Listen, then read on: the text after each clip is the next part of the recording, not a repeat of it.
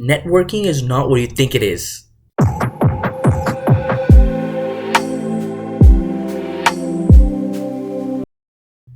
Hey guys, welcome to another video. In this video, I want to talk about networking.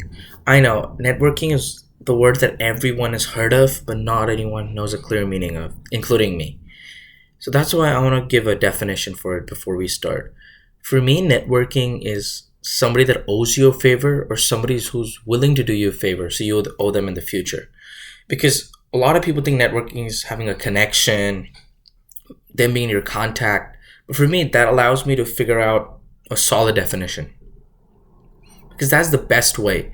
Once you figure out a solid definition, you can work around it.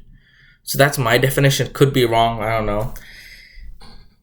The reason why networking is important is because you can be great at everything all at once. If you're good at sales and then you're terrible at marketing, you can ask someone for help. You can't be great at everything when you start. I know how it is. Everyone wants to be great at all once at all the things, but it's not how it works. But that's where networking comes in. Let's say you're really good at sales. You need help with marketing. You could call someone that you know in your network because they owe you one, because you help them with a sales plan or with a sales funnel. Now they could help you with your marketing strategy. They could tell you the mistakes they made, how they solved it, what marketing should you do. All of these for me comes in networking because you network with them, you provided value. That's why I believe networking is so important, because in this day and age, you don't have all the answers, but you can have some answers and other people can give you the rest of them. That's why networking is one of the most important things. That's why people go to high value gyms. That's why people go to conferences, events. They're not for only the content that's going to be there. It's for the people you meet, because everyone else who's in that meeting or in that conference is similar to you. They're ready to give their time and money into the same thing. If you go to a sales convention, everyone is serious about sales. Everyone. And that's what the ability is you find people that are just like you, that are ambitious, are willing to do it. Same with gym. If you want to meet high quality people, going to a very high value gym, I think Equinox is one of them, that is where you're going to meet people. You can meet people who are high income, people who are driven, people who want to be the best version of themselves. That's why it's so important. Now, let's talk about the 3 mistakes I made while I was networking. The first one, not providing any value.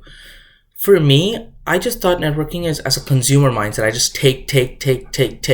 But nobody is going to give you time if you just take.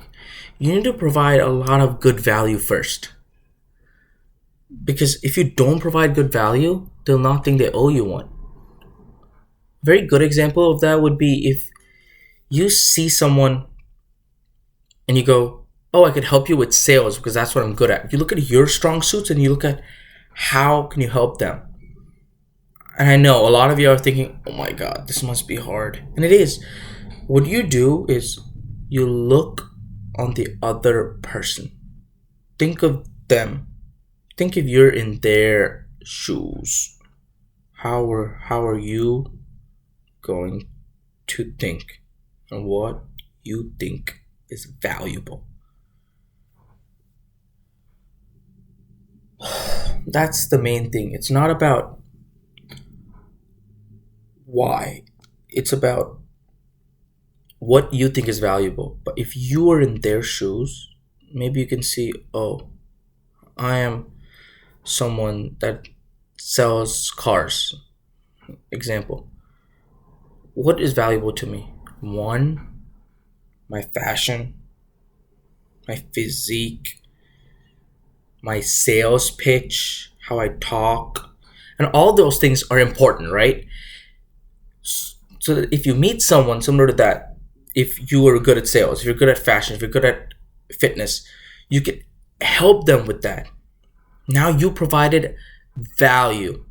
And when you provide value, that's when they owe you one. That's the most important part, providing this value. The second mistake for me was I did not do any background knowledge beforehand, because it's so easy to just go and wing it. But if you do the research, it allows you to figure out what do they actually need, who they are, what they like, because you can build that connection, you can build rapport. If they're into sports, if they like baseball, you could do some reading about baseball, about their favorite team, because on their Instagram they have their logo. You'll read more about their team. That's when you meet them, you can go. A good example I could give is, let's say they're into basketball and they like the Golden State Warriors. I could read more about them and see, oh, Steph Curry, Klay Thompson left. I could talk about, oh, how do you feel that Klay Thompson left from Golden State to the Mavericks? That opens up conversation because it allows them to talk about something they're interested in, building that connection. That's the most important thing. They need to build that connection. And the third mistake I would say that a lot of people do, and I also do this mistake a lot, it is not being your authentic self and being robotic. I know it is hard to just be yourself because you are scared. But that's the thing. It's not about you being scared only. Don't be robotic because everyone thinks you're ordinary. Being authentic is the only way somebody can like you. Let's say you change the way you look. Even if you do that and they like you, you feel gross. Be yourself. That is the best way because people like working with people they like. If they don't like you, they'll not want to work with you or have a connection with you. That is why you should be your authentic self. You give them the best chance to like you. That's something I did not do at all. I used to always be robotic. Sitting there. Hello. What's going on? Yes. My name is Rohan. See, it's so static. Be more fluent. Talk about things you like. You've already done research on what they like. You can make a connection from what they like to what you like. Make that connection. Be authentic because that's how they'll remember you. They'll not go and say, oh, I met this kid or this guy, middle-aged, 40, who's slightly built. They'll remember you as that guy's David. He's funny, he's interesting, he's talkative, all of that. If you see all three of these blend in together, and that's what you need. By providing value, making a connection with them, and then being your authentic self, you change and become interesting. Because there's a quote that I always live by now. I believe I heard it from the book How to Win Friends and Influence People by Dale Carnegie. It was, to become interesting, you need to be interested. And that blew my mind. I was like, whoa. To be interesting, you need to be interested. That was a really good quote. And I live by it. And that is why these were the 3 mistakes that I made. Thank you so much for watching this video. Also watch my previous 2 videos. One on why motivation is important and how Starbucks changed my life. And I'll see y'all next time.